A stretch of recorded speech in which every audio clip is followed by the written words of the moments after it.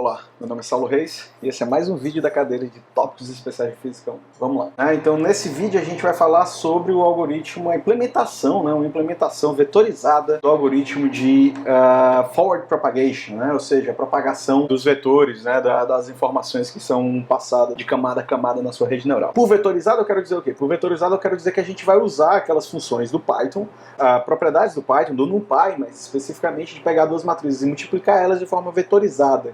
E não construindo um loop, passando índice por linha, coluna por coluna, efetuando as somas. Por que eles são importantes? Porque normalmente eles são mais rápidos, você não precisa passar linha por linha. Se você for fazer o produto de uma matriz, por exemplo, uma matriz que seja 1000 por 1 milhão, isso é possível. Se você tiver um banco de dados que tem 1 milhão de amostras de treino, você vai ter que passar um por um fazendo todas aquelas operações. Então, você já tem um loop de 1 milhão. Depois agora a sua matriz tem 1000 features. Imagine que cada uma das amostras que você está trabalhando tem 1000 features, 10 a 9 elementos nessa matriz. E isso seria só a matriz de features. Agora entra na rede neural. Então na rede neural você, digamos que a rede neural tenha 5 camadas, cada camada com 300, 200, 100 unidades de ativação dentro dela. Então a vetorização ela se torna útil por isso, porque você consegue reduzir o tempo de computação drasticamente. Então lembrando, por vetorização a gente pode usar aquela função, a função np.dot do NumPy, ou então até mesmo tem uma multiply, tem várias funções, a maioria dessas funções do NumPy para a operação entre matrizes é vetorizada. Então vamos lá. A primeira coisa que a gente vai fazer é definir a nossa matriz de features, beleza? O que é que eu tenho que lembrar? Eu tenho que lembrar que a gente possui M amostras, ou seja, M amostras de treino, ou seja, nosso banco de dados possui M indivíduos, M conjunto de dados que cada um descreve uma entidade, um objeto, tá certo? E cada um desses objetos possui M features, ou seja, possuem M características, M características que descrevem aquele objeto. E aqui, se você prestar atenção, eu já estou colocando M mais 1 porque eu estou contando o termo de viés, aquele termozinho de x0 igual a 1, para poder contar aquele termo de interceptação que a gente usou na regressão linear e na regressão logística, que a gente também usa no modelo de redes neurais. Então a primeira coisa que eu vou fazer vai ser definir esse vetorzinho xi, lembrando, índice superior entre parênteses significa que esse i está contando uma amostra do meu banco de dados. Então aqui eu vou ter um vetor i para uma amostra do meu banco de dados. Esse vetorzinho i, ele é um vetor, então ele está aqui em um formato de uma matriz, coluna 1. Isso aqui, o formato dessa matriz é n mais 1 por 1, tá certo? Ou seja, m mais 1 linhas e uma coluna. Aqui, esse terminho aqui é o termo de viés, e depois eu tenho os m elementos de feature, beleza? Então pronto. Com essa matriz, então, agora eu vou montar uma matriz zona gigante. A gente já trabalhou com algo bem parecido, essa matriz X, tá certo? Essa matriz X, ela vai ter a dimensão de M por N mais 1, ou seja, aqui ao invés de colocar ao invés de empilhar, colocar as suas amostras, os features das suas amostras lado a lado, na forma de colunas, a gente vai colocar os features da nossa amostra empilhados um sobre o outro, tá certo? De modo que as linhas aqui vão representar as M amostras, enquanto as colunas representam nossas N mais 1 features, 1 contando ainda aquele termo de interceptação. Então essa daqui vai ser a matriz X com a qual a gente vai trabalhar. Beleza? Ok, então o que é que eu tenho agora? Nosso objetivo, no final das contas, é calcular uma unidade, é calcular a unidade de ativação, uma das unidades de ativação, digamos, por exemplo, que eu queira calcular a primeira unidade de ativação da camada 1. Ou seja, índice superior entre colchetes representa a camada da rede neural, índice inferior está representando aqui a unidade dessa camada. O que é que a gente vai ter então? Essa unidade a gente sabe que ela é pura e simplesmente uma função de ativação. No nosso caso, a nossa função de ativação ela vai ser igual à função sigmoide. E essa função de ativação, esse z é um número, então aqui, note aqui, eu tenho um z com superíndice, com índice superior entre colchetes 1, dizendo que essa é um parâmetro de entrada da função de ativação para a primeira camada, e eu tenho um índicezinho entre parênteses i, dizendo que essa é a ativação, seria o argumento de ativação calculado para a primeira amostra, e esse número nada mais é do que esse produto aqui. É esse produto aqui, né? Então a gente tem o produto dos parâmetros a serem ajustados na rede neural com os features de cada uma das M amostras, tá certo? Com esse índicezinho I. Beleza? Esse é o nosso objetivo. Então o que é que eu vou fazer? Eu posso escrever ele, esse elemento, como sendo o produto de um vetor transposto, né? Tá aqui o índice de que ele é transposto, linha, coluna, né? O meu x é uma coluna, então ele pode ser o produto de um vetor transposto.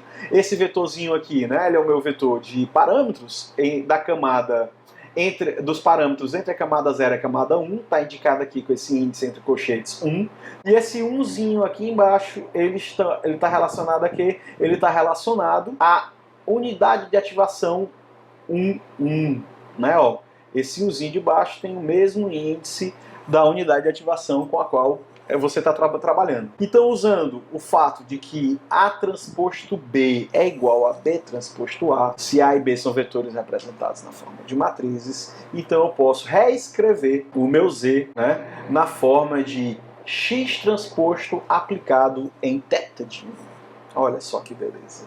Tá certo? Aqui, né, eu estou mostrando aqui quem são esses θs, né? Ó, esse θ aqui eu vou ter o primeiro elemento, o elemento que está relacionado ao viés, então está aqui o índice 0 nele, da camada de entrada com a primeira camada, está aqui o índice superior entre colchetes igual a 1, relacionado ao elemento de ativação, a unidade de ativação 1 da camada 1.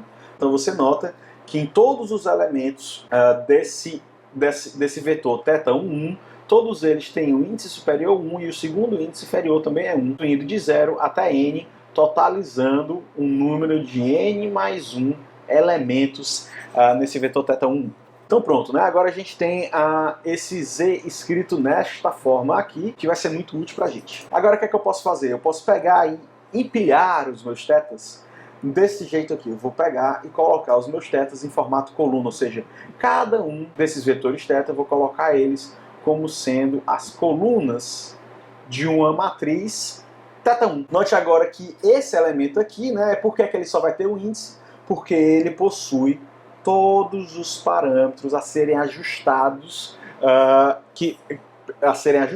né, entre a camada 0 e a camada L1, ou seja, apenas uma grande matriz, né? Essa matriz vai ter que tamanho? Essa matriz ele vai ter o tamanho n mais 1, ou seja, eu possuo n mais 1 linhas, ou seja, a definição do número de linhas dessa matriz θ vem da camada anterior, ou seja, isso aqui é exatamente o número de unidades que eu possuo na camada anterior. No nosso caso, como é a camada de entrada é 0, o número de unidades é n mais 1. E ele possui como número de colunas o número de unidades da camada posterior, ou seja, da camada 1.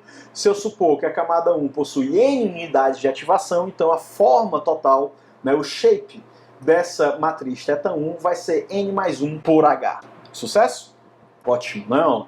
Então isso facilita a minha vida, porque se eu estou escrevendo um desses Z's, né, o Z1i, como sendo a transposta do vetor de features xi aplicado sobre o meu θ11, né, aqui o ideal seria eu ter colocado um uzinho aqui, né, ó. Então o que é que eu posso fazer? Né? Eu posso simplesmente escrever uma grande matriz Z1 como sendo o produto da matriz X. Lembra que dentro dessa matriz X a gente já tinha colocado esse X na forma de transpostas, a gente não tinha colocado eles como coluna, tinha colocado como linhas. A utilidade disso é aqui que agora eu posso escrever o Z de 1, ou seja, uma matriz, que são todos os inputs para as funções de ativação de toda essa camada L1, eu vou escrever ele apenas como sendo Z aplicado naquela matriz θ1. Olha só que legal. Aproveitando que o Python ele faz broadcasting, ele faz de forma numérica. Se você passar uma matriz para uma função escrita em NumPy, você vai ter como resposta uma matriz onde cada elemento é o valor daquela função de cada um dos elementos da matriz de entrada, né, de argumento. Então você vai poder escrever a matriz de ativação da camada L1 como sendo uma matriz A1, que nada mais é do que a função de ativação, no nosso caso da sigmoide, onde você passa como argumento toda a matriz. Ao invés de fazer vários loops, você pode apenas programar uma sucessão de produtos, de matrizes e aplicando e retendo como, ou seja, apenas uma linha e pegando aquele resultado e colocando dentro de outra função. Se você for uma pessoa super econômica, você pode escrever ainda, né? Você ainda pode escrever esse A1 como sendo em uma única linha a função de ativação de x aplicado em θ1, claro, usando a notação, né, a sintaxe do Python. Né? Então, esse x aplicado em θ é np.dot de x, θ1.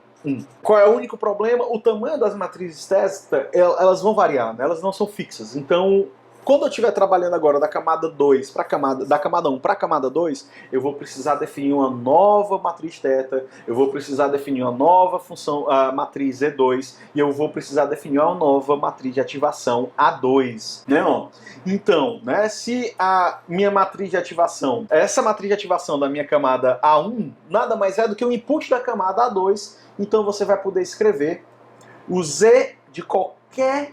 Aqui o I não é a amostra, tá certo? Aqui o I, né, as amostras estão na linha da matriz X. Aqui o I, ele está dizendo a camada I que você está trabalhando no forward propagation. Então o Z de cada uma daquelas camadas, né, da camada I, está vendo que é uma camada, por quê? Porque ele está como índice superior entre colchetes. Então o Z de cada uma das camadas pode ser escrito como a ativação da camada anterior aplicada à matriz de parâmetros θi, que é a matriz de parâmetros que traz as ativações da camada I-1 para a camada I. E finalmente você vai poder escrever a ativação da camada I como sendo a função de ativação da sigmoide passada como argumento os parâmetros de input de ativação, né, os parâmetros de argumentos da função de ativação Z.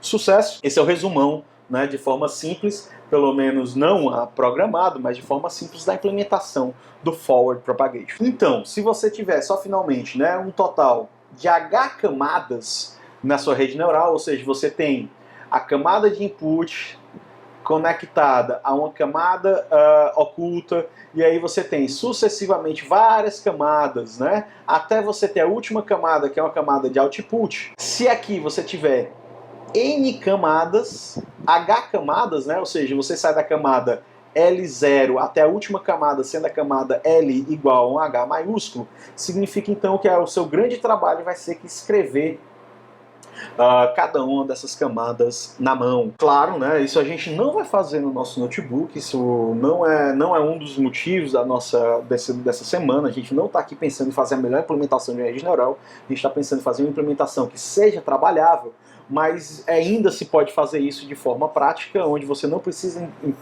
implementar camada por camada, e você pode trabalhar, ao invés de trabalhar com várias matrizes, você trabalha com um dicionário em Python, né, que seria um dicionário de matrizes, e aí você teria nesse dicionário de Python, né, cada argumento, por exemplo, do dicionário Z seria o Z1, Z2, Z3, Z4 e assim sucessivamente. Esse foi o vídeo de Forward Propagation, espero que você tenha gostado. Até a próxima.